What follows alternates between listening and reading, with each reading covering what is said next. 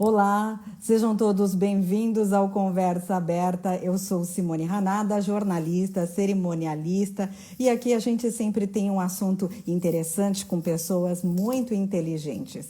E o tema que a gente vai tratar hoje é a respeito da vida do jornalista Sérgio Barbalho, que é um jornalista muito renomado, que atuou principalmente na área esportiva. Aqui, neste Conversa Aberta, você vai conhecer um pouquinho das histórias dele, e ele está prestes a lançar um livro, e é muito interessante a gente conhecer a história e quem é o Sérgio Barbalho. Vamos lá, eu vou chamá-lo aqui.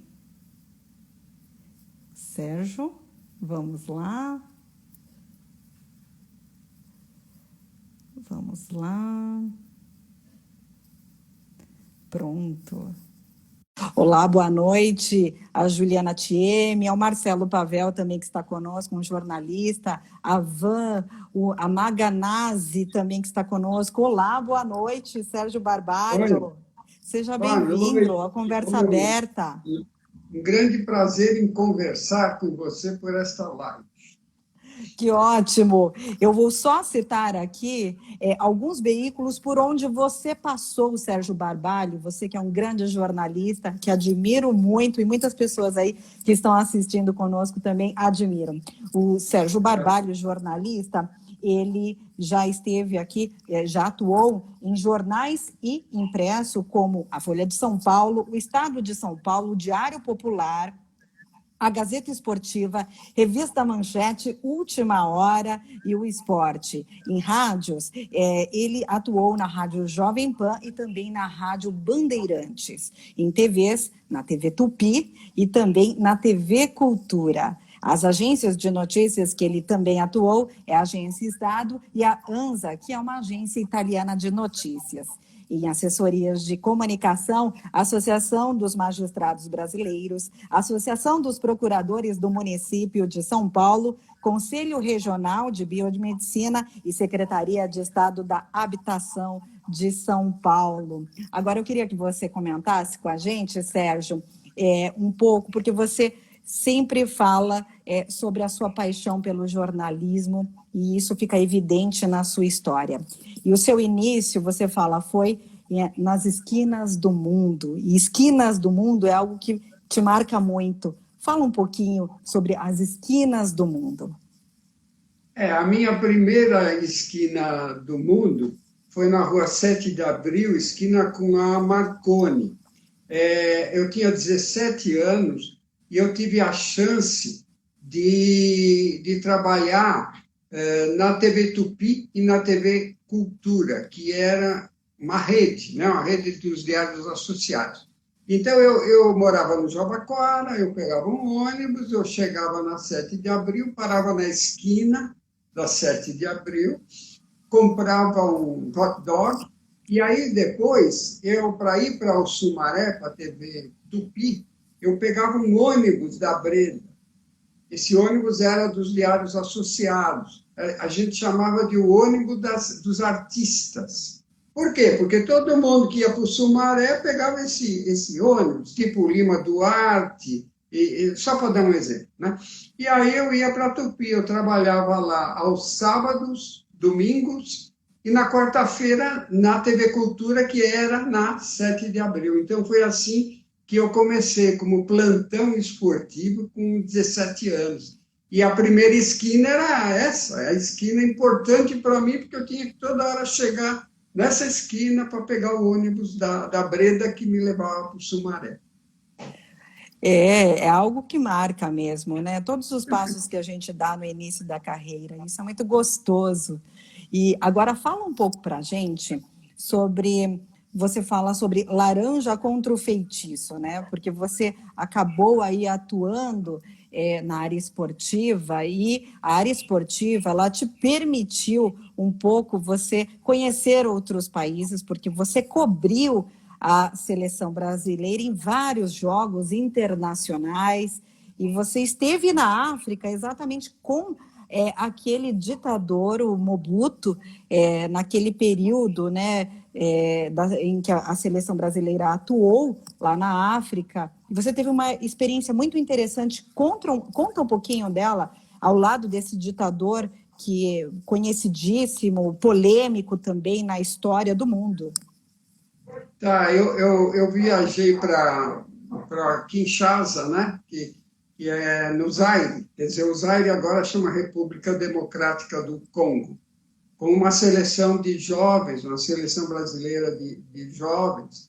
E aí seriam amistosos. Foram 10 amistosos pela África e foi uma excursão montada pelo Jean Avelange, que queria ser presidente da FIFA, como de fato foi.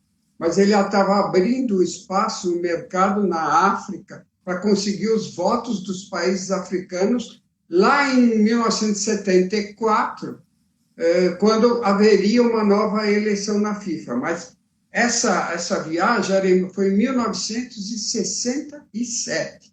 Então, nós chegamos e para enfrentar, essa seleção ia enfrentar os leopardos. Os leopardos era a seleção do Zaire. E o presidente o presidente do Zaire era o ditador, me dá licença de falar Mobutu, porque é assim que chamavam o Mobutu, porque tem aí alguma coisa de francês no Congo, né? Além da própria língua. E então foi um estádio que ficou lotado, porque ele fez tudo de graça, chamou essa seleção, e aí o estádio estava lotado, ele nos recebeu, a seleção, e a mim também, né? E aí depois, na hora do jogo, eu fiz a besteira de querer fazer algumas fotos, e aí, não sou fotógrafo, mas eu queria registrar para levar, né? E fiquei perto do ataque da seleção brasileira. E logo no começo do jogo, o Toninho, jogador de Paulista aqui de São Paulo, ele fez um gol. E eu estava fazendo a foto, estava muito perto do goleiro do Leopardos. Aí eu comecei a receber laranjas, começaram a jogar, e o público falando tabu, tabu, tabu. Por quê? Porque o estádio estava lotado das pessoas, dos africanos, todos negros, né? E a nossa seleção, a seleção brasileira, tinha negros também, mas tinha também muitos brancos. E eu, né, tirando a foto, tabu, tabu. E depois das laranjas começaram a vir pedras. Meu Deus! Fiquei apavorado, mas o Mobutu percebeu a coisa e mandou o seu exército, que já estava em alguns pontos do estado, né, do campo, mandou que todos corressem para mim e me tirassem de lá. Então, felizmente, por isso que eu estou contando a história hoje, né? Eu tenho até uma foto aqui que eu vou mostrar para o pessoal desse momento em que o Sérgio Barbalho, jornalista, ele fica ao lado do ditador, aqui o ditador se coloca ao lado dele praticamente para poder evitar qualquer problema naquele período. A Van deve estar aí do lado, a gente está com, não sei se vocês estão com algum probleminha de áudio de internet, qualquer coisa a gente muda para o pacote Wi-Fi, tá? Vocês podem me sinalizar se tiver tudo ok, se tiver algum problema, tá, pessoal? Eu vou colocar aqui, olha, a foto, o Sérgio Barbalho ao lado do ditador. Eu não sei se vocês conseguem ver direitinho, eu acho que está tampando um pouquinho aquele chapéu que o Mobutu usava, né, de leopardo, mas dá para ver aqui, olha o Sérgio com a câmera pendurada no pescoço, já lá de abelhudo, tirando as fotos, como todo jornalista bem abelhudo, não é verdade? Olha só. É isso aí. É isso. Olha, que momento histórico interessante e legal de se lembrar. Aqui, ó, o Ricardo ele está falando que o sinal está ok, a Silmal também, a Rose Costa está confirmando aqui para mim. Eu quero dar uma boa noite ao Josi Felisberto, também ao Dirceu Costa, aqui ao Ezequiel também, que entrou, a Alessandra, o Sidney, o Tiago. Tem muita gente acompanhando. Eu estou conversando aqui com o Sérgio Barbalho, jornalista, que atuou muito na área esportiva. E ele está contando aqui alguns causos, algumas curiosidades do período em que ele cobriu a área esportiva, e ele tem uma atuação muito vasta, tanto que ele é sempre citado aí por muitos jornalistas. E eu queria que você mencionasse, então, sobre a foto mágica que você fala, do Rio Congo. Conta um pouco dessa aventura para a gente entender, porque esse aí foi um período que você, de alguma maneira, você foi correspondente internacional. E o jornalista, muitas vezes, hoje, pela facilidade que ele tem pela internet, ele acaba não estando lá do outro lado, né? É muito mais fácil você conseguir tudo pela internet. Mas você era daqueles jornalistas que precisaram atravessar o mundo, ir para um outro país para descobrir o que estava acontecendo. Fala um pouco aí desse caos.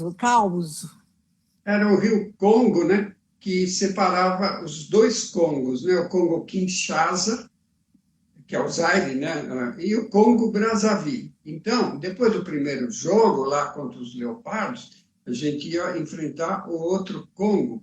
E os dois países estavam, digamos, em litígio.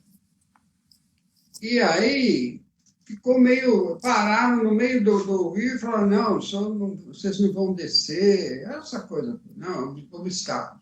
Aí o empresário, um francês que nos levou, Elias Acura, abriu a sua pasta, tipo 007, e tirou uma foto grande, bonita, autografada, do Pelé, e entregou para o chefe do sistema lá. E aí começou a conversa em francês, né? E ele liberou e nós pudemos ir para o outro Congo e teve um outro jogo lá, enfim, cumprindo o esquema da excursão. Meu Deus, o poder de uma foto, é literalmente uma foto mágica. Fala um pouquinho dessa manchete da... Só um segundinho.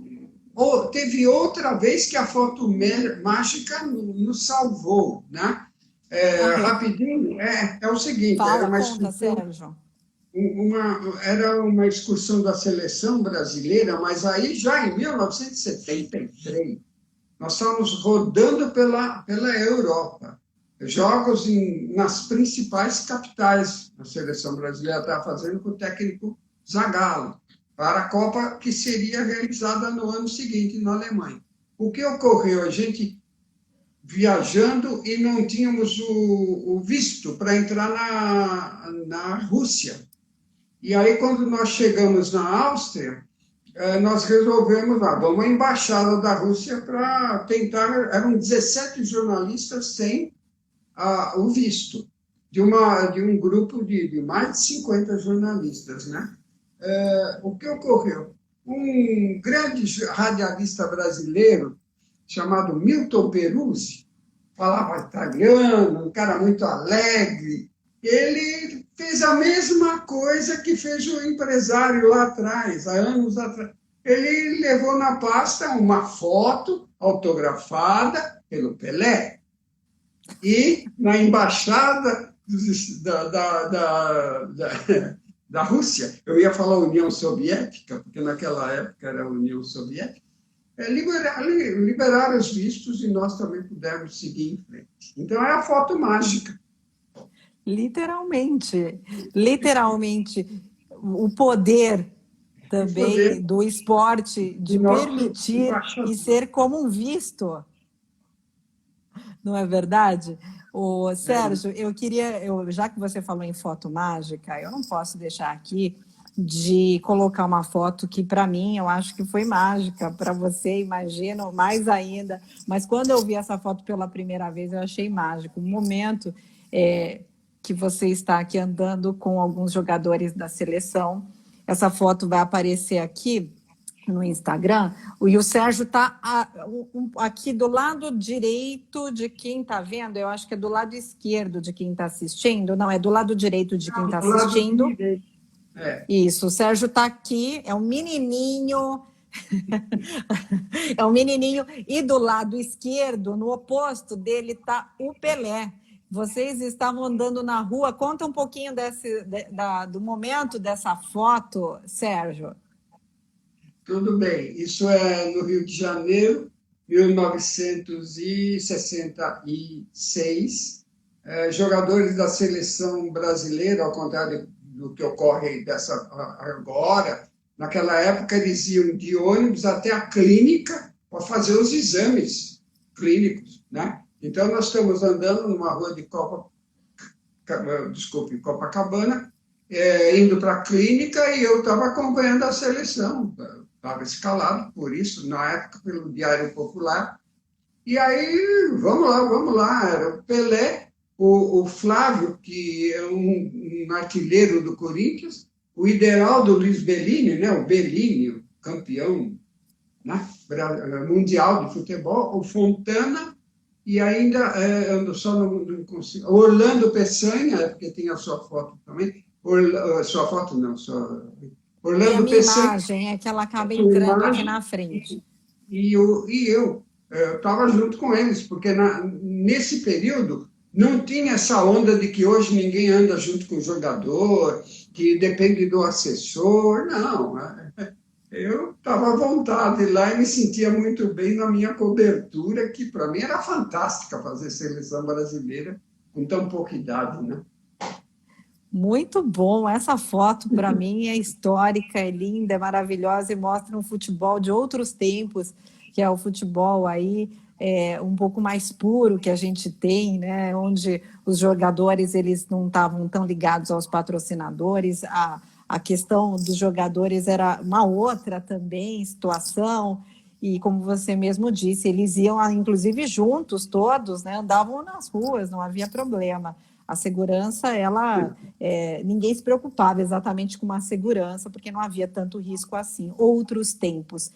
Para quem está chegando agora, eu estou entrevistando aqui o Sérgio Barbalho, jornalista, que já teve uma atuação muito importante e histórica na área esportiva, aqui brasileira, e eu estou entrevistando ele hoje aqui nessa noite, no Conversa Aberta. Uma boa noite para o Maganazzi, também para a Silmal, a Tereza Gattoni, que entrou agora há pouco, a Cis Souza, a Mara Mills Barbalho também, Cidinho, a Silvia Maria Gattoni aqui, que ele sempre está conosco, o Leandro, a Rose, que eu já falei também. Muito obrigada a todos vocês aqui no Instagram e também as pessoas que estão acompanhando essa entrevista, essa conversa aberta pelo YouTube. Agora, eu queria que você falasse, Sérgio, sobre a manchete da demissão. Que manchete foi essa, da corrida de Interlagos, que aconteceu em 68? Eu trabalhava no Diário Popular, fazia muito automobilismo, que sempre gostei, né? E então houve uma corrida de longa duração em Interlagos, e era uma corrida que naquela época era de turismo. E no turismo, os gaúchos usavam carros importados e mudavam tudo, chamavam carreteiras, que eram uma cópia do que ocorria na Argentina e no Uruguai com esses carros. Muito bem. Tinha um grande piloto brasileiro, paulista, Camilo Cristófaro, e ele tinha um carro fantástico, ele ganhava todas as corridas, né? E ele era amigo de um diretor do Diário Popular, enfim, ele ganhava tudo. O que ocorre é que naquela época começou a pintar o pessoal do kart que já estava indo para o automobilismo. Kart que tinha Wilson Fittipaldi, Emerson Fittipaldi, José Carlos Patti, só para citar os três mais famosos, né, que foram os pioneiros do kart também. E o Wilsinho Fittipaldi, com um carro turismo preparado pela família, pelos Fittipaldi, ele acabou ganhando essa prova e foi muito difícil ele ganhar, porque a carreteira do Camilo Cristófaro era fantástica, tinha tudo importado, enfim. Aí eu coloquei, né, na manchete da página de domingo, lá de domingo para segunda, do Diário Popular, o Wilsinho dá banho em Camilo. Essa foi a manchete, porque ele deitou e rolou, ganhou do Camilo, o famoso Camilo. Aí, na segunda-feira, eu fui para o jornal. Quando eu estava chegando, já tinha gente me falando: Sérgio, olha, vai direto lá para o esporte, parece que a sua situação não está muito boa. Tal. Eu falei: tá bom, vamos lá. Aí cheguei no esporte e falaram assim: olha, é o seguinte, o dono do jornal, que eu não vou falar o nome dele porque ele já faleceu, e, enfim, né? Não importa o nome, né? O dono do jornal já havia me demitido, porque ele era amigo do Camilo e ele ia muito para os Estados Unidos e comprava peças, comprava tudo para o carro do Camilo. E o jornal dele deu Wilsinho, né, dar banho em Camilo. O Camilo ficou espumando, né? E ele me demitiu. Porém, eu tinha também um amigo lá no jornal, se chamava Sérgio Pisani, que era mais ligado à administração, não era um jornalista. E amigo também do Camilo. Aí ponderou com ele e chamou mais pessoas, as outras pessoas, não, veja os outros jornais, o Wilson Fittipaldi foi fantástico, o Camilo perdeu, agora o Sérgio fez a verdade e deu uma manchete que para o Diário Popular estava excelente, né? E não tem motivo. Aí ele recuou e ignorou retirou a minha demissão. Então, continuei no jornal. Você estava sendo simplesmente um jornalista. Então... Essa era a questão. Ele ficou até com medo de te perder, provavelmente, pelo que dá a entender. Eu fiquei lá 10 anos. Fiquei 10 anos. Ele deve ter se arrependido mesmo de ter feito isso. Olha, tem uma foto muito interessante, porque você cobriu também, além dessas corridas, Fórmula. Eu vou mostrar aqui um momento que é muito interessante, essa foto aí. Quem está nesse carro? É o Wilson Fittipaldi Júnior, mas aí já no Copersucar, né? No Copersucar de Fórmula 1, muitos anos depois, 1975, fazendo testes para o novo carro, que ainda não tinha sido lançado. E se todo mundo reparar no fundo da foto, eu estou lá... De braço cruzado. De braço cruzado, numa das mãos estou com um bloquinho, onde eu fazia minhas anotações. E aí, então, eu acompanhei todos os testes, né, desse carro em Interlagos. E depois, quando houve o lançamento, que foi lá em Brasília, no Palácio do Planalto, também fui. E depois, quando foi o lançamento na primeira corrida de Fórmula 1 do ano seguinte, eu também estive na Argentina acompanhando a estreia do Copersucar Fittipaldi, né, que competiu durante 8 anos, mas depois acabou tendo que parar, né, por falta de patrocínio, né? Mas certo. O próprio Emerson Fittipaldi também conduziu esse carro, além do irmão dele, né? E não teve jeito, acabou o dinheiro, não dava mais para prosseguir, mas ainda continua sendo o único Fórmula 1 da América do Sul, América Latina, que competiu, né? Nós não temos outro em nenhum país, né, da América Latina. Certo. Eu quero cumprimentar todos que estão chegando agora. Eu estou entrevistando o Sérgio Barbalho, jornalista muito renomado, que teve uma atuação muito grande na área esportiva. Ele está contando aqui algumas situações que ele viveu durante algumas coberturas aí jornalísticas. E repórter que é repórter, né, Sérgio, fica na pista, está lá. Essa é a maior prova disso. Eu quero falar uma boa noite para o Clodoaldo, para a Márcia Shinohara, para a Lê Marte, a sua filha aqui, a Van. Ela falou: que gato, pai. É verdade, tá um gato lá atrás, olha, todo sério, olhando o carro. Eu quero também cumprimentar o Antônio Figueiredo Júnior. Eu acho que ele está no Japão, está diretamente lá do Japão, aqui assistindo essa entrevista. O Odilei a Rose Prado, a Rosemary Prado, também uma grande amiga que acabou de entrar, a Joana Belton, o Sérgio, a Keila Silva, que é uma jornalista também de ponta maravilhosa, que conheço muito, a Cíntia Silva acabou de entrar, também uma grande amiga. E agora fala um pouquinho para a gente, Sérgio, a respeito da situação em que os repórteres eles acabavam viajando para fazer as coberturas internacionais. Você usa até um termo que é daquela canção do Caetano, né? Sem lenço e sem documento. Como é que era viajar, fazer uma cobertura, porque a situação era muito diferente do que a gente tem hoje, né? Você mesmo acabou de dizer, alguns minutos atrás, que até os jornalistas iam sem visto, muitas vezes, para uma cobertura. Conta um pouco para a gente sobre esse sem lenço e sem documento.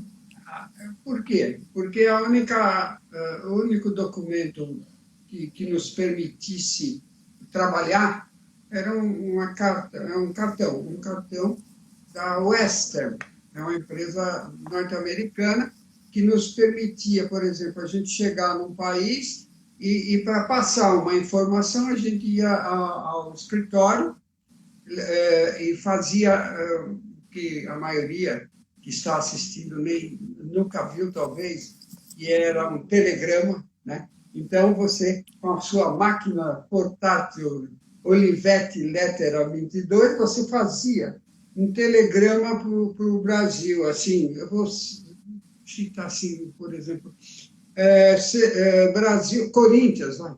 Corinthians joga amanhã sem Rivelino, contundido no músculo da coxa. A equipe será esta. E técnico confia no time, algo assim. Quer dizer, frases manchetadas, curto e grosso, tá? Que você escrevia e mandava o telegrama para a sede do seu jornal. Esse telegrama chegava no escritório da Western e depois eles encaminhavam e entregavam no jornal. Demorava quanto tempo para esse telegrama chegar? Muitas horas, 6 horas, algo assim. Tal. E aí, na redação já tinha um repórter escalado para aguardar esse telegrama, pegar e montar a matéria com esse resumo. E sempre quem fazia isso para mim era um grande amigo meu, um jornalista fantástico, chamado Cândido Garcia. O Cândido Garcia, nós trabalhamos juntos no Esporte, no Diário Popular, depois ele me levou para a Jovem Pan, e depois eu levei da Jovem Pan para a Bandeirantes. Então, imagine o grau de amizade nossa. Né? Mas, enfim, ele montava a matéria. E isso era complicado quando você chegava na África, por exemplo, e que não tinha a agência da Western, você tinha que ir para o Correio. E no Correio você tinha que tentar passar esse telegrama e mostrar. Dava certo, sempre não tinha que pagar. E as matérias especiais que a gente fazia, eu entrevistava alguém e aí escrevia, tal, punha no envelope, né?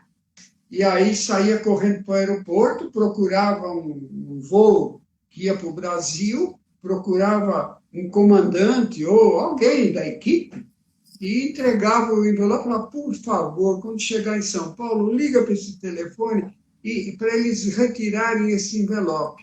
Então, eles iam lá, retiravam o envelope e aí publicavam a reportagem especial, né? Uma entrevista que, assim, podia sair hoje, amanhã, depois da manhã, daqui a 4 dias. Era assim que se fazia as reportagens no exterior. Eu creio que a gente, assim, nessa época, até pela dificuldade de comunicação, Sérgio, talvez houvesse até mais um certo receio de passar qualquer informação errada, porque não tinha muito como corrigir depois. É diferente de hoje, né? Hoje a gente tem a internet, então se uma informação ela é publicada errada, em segundos você consegue alterar. Já como você mesmo mencionou, o telegrama não possibilitava isso, né?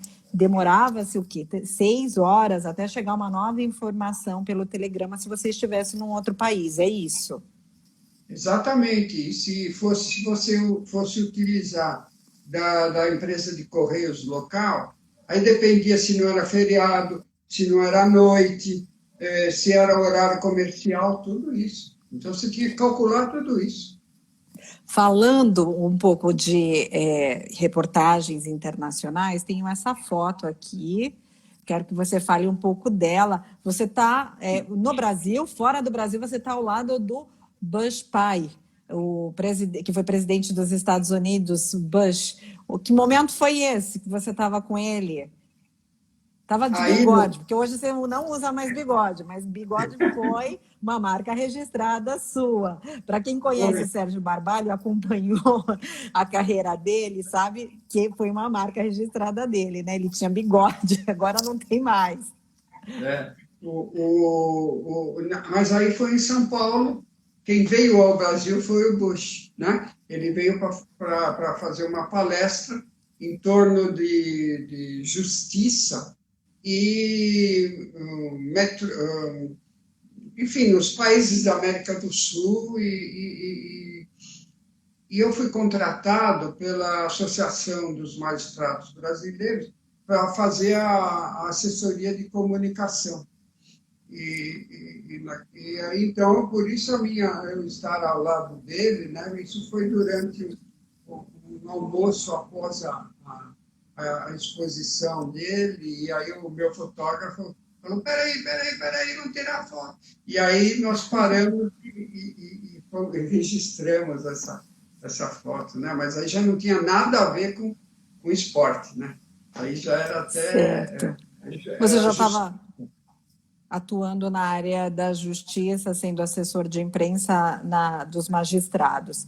Eu quero reforçar aqui para quem está chegando agora, eu estou entrevistando o Sérgio Barbalho, jornalista que atuou durante muitos anos na área esportista. Ele é um jornalista renomado, ele está compartilhando conosco um pouco das histórias que ele viveu quando atuou na área esportiva e também agora mencionando o momento que ele atuou também na área de magistrados. Quero dar uma boa noite aqui para o Luiz Seara, para o Francisco Janoneto, também para a Flávia Maria, para a Viviane Frost, para o Texaco 77, a Cristiane Leal, que está conosco.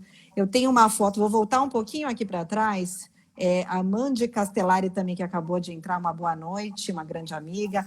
Que foto é essa? Essa é uma foto aí que tem muita gente conhecida. Fala um pouco para a gente, Sérgio. É o escrete do Rádio Bandeirantes, se preparando para fazer uma cobertura da Copa do México de 86, e eu tenho que chegar mais perto aqui para... Né? Então, o Darcy Reis, que era o diretor do esporte, aí sou eu, e aí realmente fica difícil porque a foto está pequena, mas está aí, Fiore Gigliotti está... Mas eu já reconheci onde você está. Você está aqui do lado esquerdo, eu acho que é isso. Do lado bem esquerdo. Na ponta em pé, não é verdade? Tudo em pé, lá ao lado do Darcy, e J. Júnior, Roberto Ferreira, Enio Rodrigues, Dalmo Pessoa, que eu já falei, Oscar Ulisses, são uma equipe grande e famosa que durante muitos anos esteve lá, como se fez Copas do Mundo, várias, né, e grandes transmissões, que é o escrete do rádio. Eu tive o prazer e o privilégio de trabalhar nessa emissora e também na Jovem Pan. Eu nunca pensei na minha vida que iria trabalhar em rádio, mas surgiu a coisa. Pois esse é um fato até muito interessante, Sérgio, porque você foi uma pessoa que ajudou a construir aí a história do jornalismo esportivo em rádio. Nesse período, a gente sabe disso. Você era um jornalista de redação e você foi convidado para atuar no rádio. E você, então, trouxe uma outra cultura e uma outra forma de fazer o rádio, jornalismo, de esportes, né? Então, você estudou, obviamente, como fazer, mas também agregou aquilo que o conteúdo de redação que você já tinha. E fala um pouco desse período, porque foi algo muito interessante, foi até nesse período que você participou da criação do programa Terceiro Tempo, é isso? É sim, é sim. Eu na Jovem Pan, fui para lá como coordenador de esportes, né? E coordenador de transmissões esportivas. E a Jovem Pan tinha um detalhe, né? Após o jogo, ela não apresentava aquelas entrevistas de vestiário, assim. Ela tinha um programa fantástico chamado Show de Rádio, do Esteban Burru San Girardi. Era uma coisa linda, fantástica, interessante. E aí, quando chegou em 80 e 82, o San Girardi foi convidado pela Rádio Bandeirantes e saiu da Jovem Pan e foi levar o show de rádio para Bandeirantes. E isso foi complicado para a Jovem Pan, porque era a marca dela, né?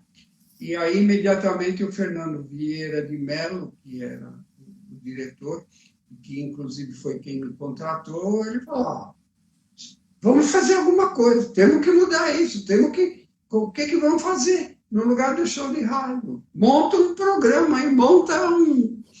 vem aí o que você quer, tal. No desespero, monta aí, Sérgio. Me deu aí uns 2, 3 dias, e aí eu bolei alguma coisa e havia o seguinte, os narradores de futebol é uma profissão difícil, né? Você fica lá trabalhando sem parar durante, digamos, 1h30, 2 horas. Então, quando acaba o futebol, o narrador está bem cansado, né? Sim. E aí, o que as emissoras faziam? Então faz o vestiário. Ele ficava aguardando para ver se algum repórter já conseguia entrevistar alguém no vestiário. Se isso não ocorria, se nenhum repórter chamava, ele jogava para o comentarista. E o comentarista ficava falando porque ele estava esgotado. Sim. Então, eu quis mudar isso, né? Quis dar algo mais nisso. Então, eu pensei num âncora, né? E eu já imaginava quem podia fazer e tal. E esse âncora iria assumir, né? Assumir a transmissão a partir do momento final do jogo. E aí esse âncora é que ia chamar um repórter, ia chamar o outro, ia chamar o comentarista para falar só um pouquinho e voltar e tal. E, enfim, e deu algo mais, né? O terceiro tempo foi um sucesso. E eu tinha apenas escolhido... eu apresentei o plano para o Fernando Vieira de Mello, para o Orlando Duarte, que era um grande narrador que nós perdemos, comentarista, que nós perdemos recentemente, o Randall Juliano, que era comentarista, e o Cândido Garcia, e aí nós ficamos discutindo sobre isso e o programa foi aprovado naquela reunião. O programa O Terceiro Tempo. E aí, depois tinha que escolher quem poderia fazer isso, né? Eu sugeri o Zé Nelo Marques, que poderia fazer isso perfeitamente, mas o Tuta, né, o gênio do Tuta, o dono da Jovem Pan, no dia seguinte gostou do programa, achou que era interessante, mas falou, mas eu quero pôr o Milton Neves, que era o plantão esportivo, porque o Milton já estava, enfim, ele estava acompanhando o Milton Neves, sabia que o Milton Neves ia conseguir fazer muito bem. E não com isso menosprezando o Zé Nelo Marques, mas era do esporte, o Milton Neves, e olha, deu certo, né? Um programa ganhou prêmios, né? Incríveis, né? E eu tive, assim, a chance, e aí está lá no Google, está lá em tudo quanto é Você teve a oportunidade de ser o criador desse programa. Sérgio Barbosa. Agora está na TV já há alguns anos, com o Milton Neves e tal, mas não importa. Deu certo. É verdade. Para quem não sabe, o programa Terceiro Tempo do Milton Neves, ele foi o programa que começou na Jovem Pan, sendo criado pelo Sérgio Barbalho, a pessoa que eu estou entrevistando nesta noite, que eu estou tendo o prazer de entrevistar. E aí esse programa hoje ele tem uma outra característica que é de televisão. Eu quero cumprimentar aqui o Sérgio Berozowski, que está aqui, Ana Fonseca, o Texaco, ele comenta que ele fala só fera nessa foto, na foto que a gente mostrou aqui, né? Ele comenta isso. A Van também fala só fera mesmo, é isso mesmo, pessoal. E eu queria aqui também mostrar, aliás, eu quero te perguntar, né? Porque a gente tem um momento da revolução do rádio, que a gente tem até uma foto, vou mostrar aqui, do Osmar, do querido Osmar, né, que se foi, enfim, que a gente tem aqui, você, ele, não vai aparecer, o Osmar está sentado, você, não está aparecendo, não vou conseguir mostrar, pessoal, depois a gente manda pelo direct para quem quiser dar uma olhadinha. De qualquer forma, mas e também os dois grandes narradores, né, José Silvério e Silvério, Campos, eles eram, o Osmar saiu da PAN, foi para a Globo Nacional, e aí o José Silvério passou a assumir, né, e eles eram depois os dois rivais, né, e não sou amigo dos dois, né. Que legal. Vamos lá, eu queria que você falasse, você é um jornalista que não atuou só na área esportiva. Quando você viveu o período de chumbo do nosso país, você também foi um jornalista daquele período que não estava só focado em esporte, obviamente. Apesar do esporte ele ter sido realmente algo fundamental na época, inclusive, da ditadura. Mas eu queria que você contasse um pouco daquela situação do silêncio ensurdecedor, porque você participou daquele momento em que o Exorgue ele foi velado. Conta um pouco para a gente desse momento histórico impactante. Pois não. Bom, era a ditadura, né? E o que ocorria? Houve a morte do Vladimir Herzog no DOI-CODE. Ele foi torturado e morto. Falaram que ele se suicidou. O que ocorreu? Foi montada pelo Aldário Dantas um esquema para a missa de sétimo dia dele, que no caso seria um culto ecumênico, né? Porque ele não era católico, né? Ele era judeu, né? Então foi feito o culto ecumênico na nossa Catedral da Sé. E foi combinado de todas as redações, porque ele era um jornalista, né, da TV Cultura, todas as redações iriam para a missa. Mas eu falei, é missa, corrigindo, é missa. Não, é um culto ecumênico. Todos iriam para esse culto ecumênico caminhando pelas ruas da cidade. Então, eu estava na Folha de São Paulo, e nós saímos da Barão de Limeira e fomos a pé até a Sé. A redação do Estadão fez a mesma coisa. A redação, dos jornais de São Paulo. Todos saíram para ir para a missa. Só que foi montado um esquema terrível, né? A gente caminhando e ao lado, dos dois lados, cavalos e policiais, né? E isso nos deixou assustados, mas a gente tinha combinado que ia haver esse culto ecumênico em homenagem ao jornalista, né? Você me permite, só que eu quero dar uns dados rápidos. O que foi isso? Então, isso ocorreu em outubro de 75. Esse culto ecumênico teve o problema daquilo que a polícia chamou de Operação Gutenberg contra os jornalistas, que foi feita pelo coronel Erasmo Dias, que era o secretário de segurança do governador Paulo Egídio Martins.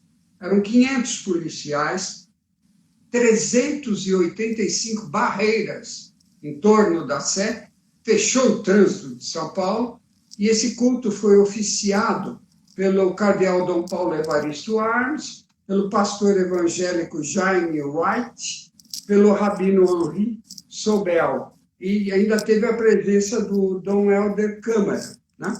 Então, segundo o próprio Aldário Dantas, que foi presidente do sindicato, já falecido, ele falou que foi a maior manifestação de massa do povo brasileiro contra a ditadura, desde 68.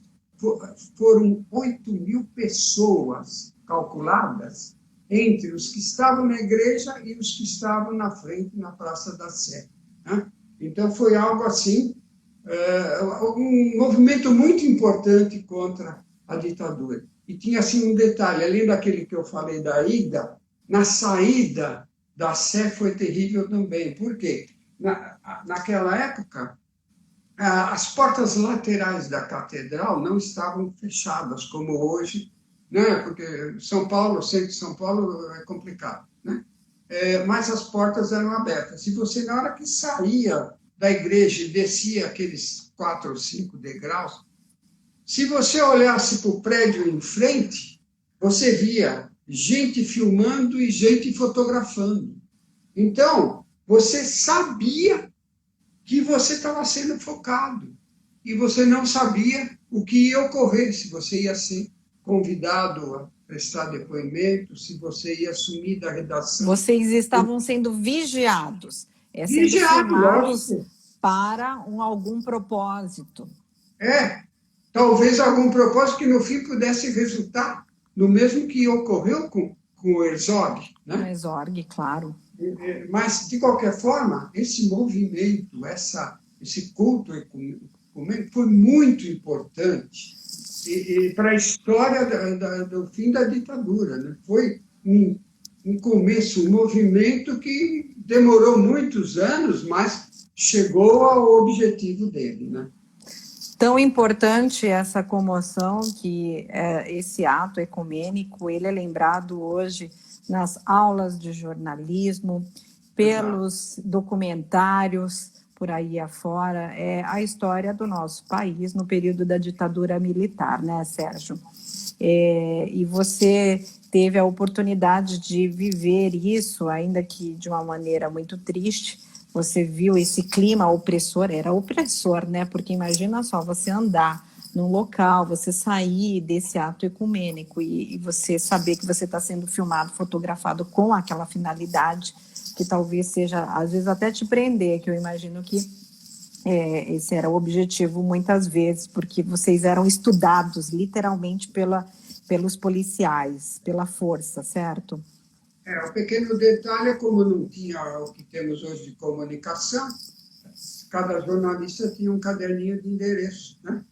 E aí os jornalistas que eram presos e torturados, eles tinham que falar sobre cada um daqueles jornalistas que estavam naquele caderninho. E aí a coisa se multiplicava, entendeu?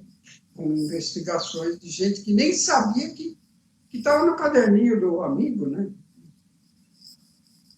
Muito, muito triste. E você participou nesse período também de uma situação que a gente chama da invasão, que foi uma marca da ditadura para você também. Fala um pouco desse processo. Você era um jornalista novo, estava lá na redação e conta o que aconteceu quando você foi abordado pela sua chefia.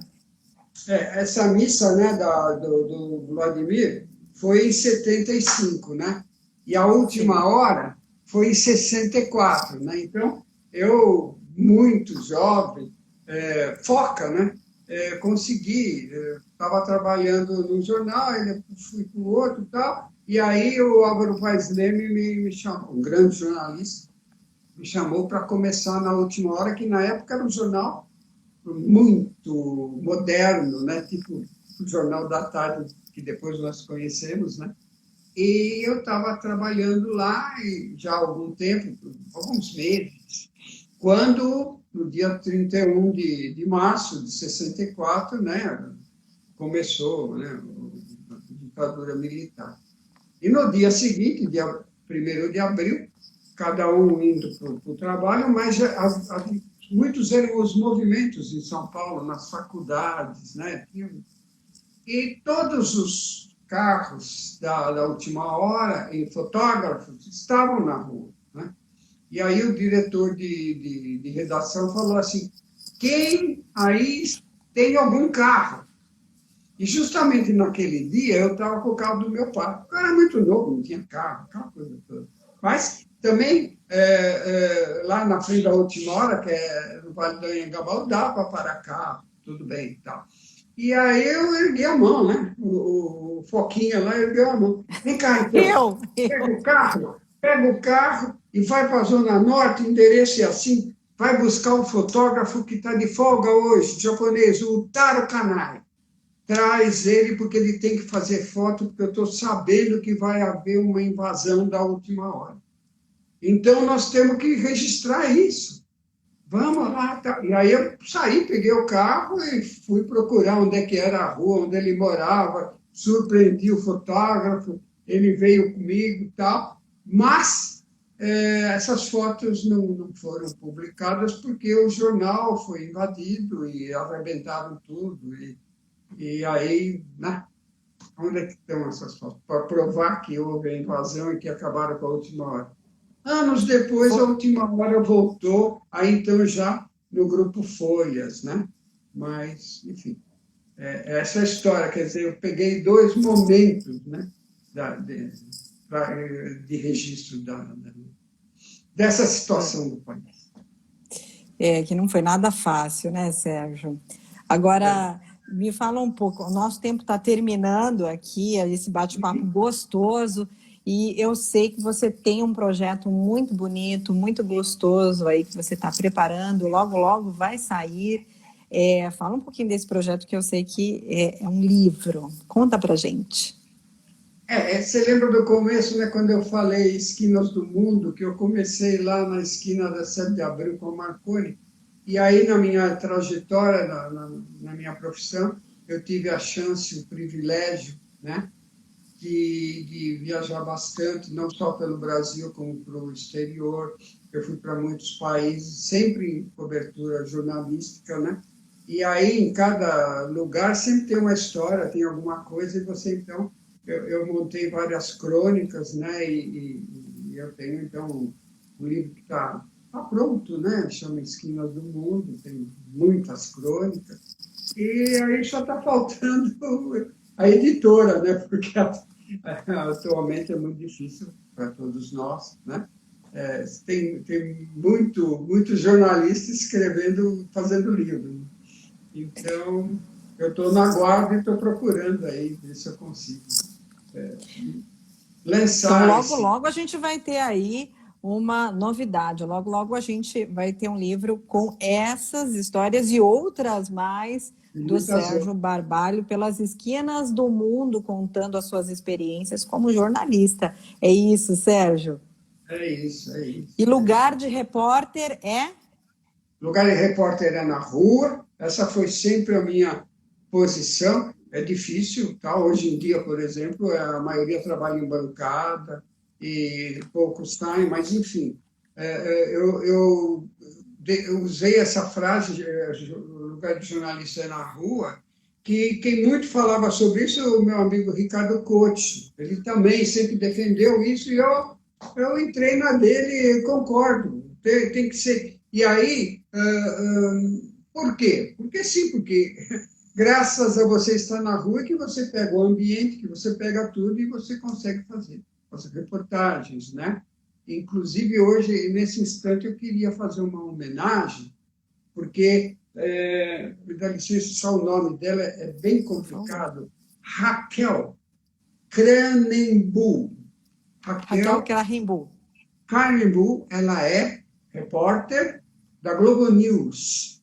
Há 10 dias atrás, ela deu um show no Capitólio pela Globo News. E hoje ela foi a única repórter estrangeira a cobrir a posse hoje do Biden, num grupo de 15 jornalistas que foram para todos os lugares e tinham credencial e estavam liberados para isso. E ela era a única estrangeira que estava no grupo dos jornalistas norte-americanos. E quando o Biden chegou na porta da Casa Branca, ela entrevistou o Biden, porque o Biden já conhecia.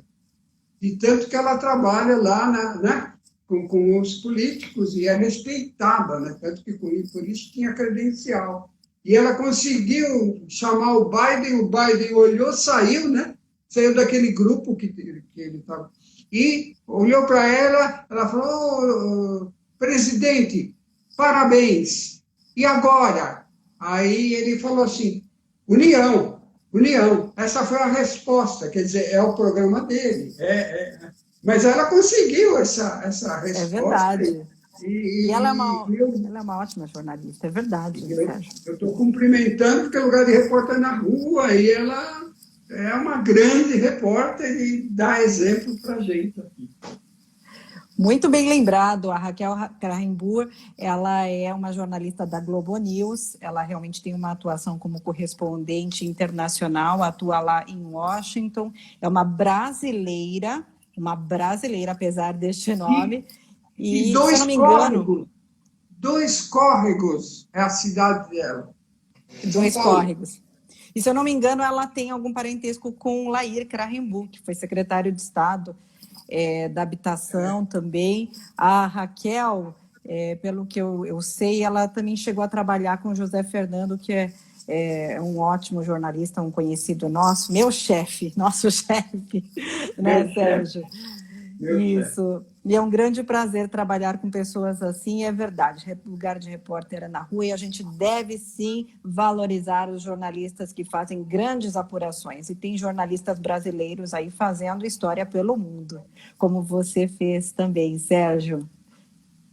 Sérgio, eu quero agradecer a você, grande jornalista, que eu admiro pela história, pela atuação, pela ética que você tem, por você participar hoje do Conversa Aberta aqui. Quero agradecer a todos vocês que estão acompanhando conosco. Para quem ainda não pôde assistir desde o início essa entrevista aqui do Conversa Aberta, eu quero que vocês assistam, por favor, acompanhem essa entrevista muito gostosa no IGTV ou no YouTube.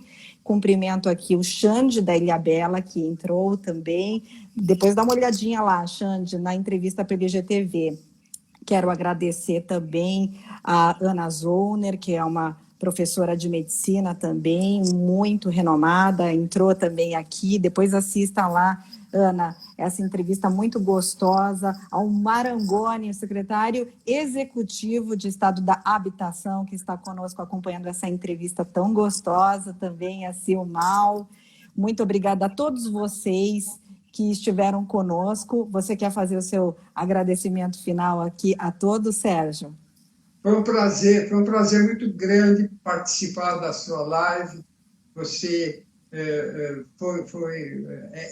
a sua live é muito interessante, você é muito versátil, parabéns. Agradeço a todos que nos acompanharam e sucesso. E vou tentar indicar outros jornalistas para que tenham o prazer de participar da sua live também, tá bom? Boa noite a todos. Muito obrigada, Sérgio, obrigada, porque aqui a gente sempre tem uma boa conversa aberta. Um beijo a todos, obrigada, Sérgio. Tchau, tchau.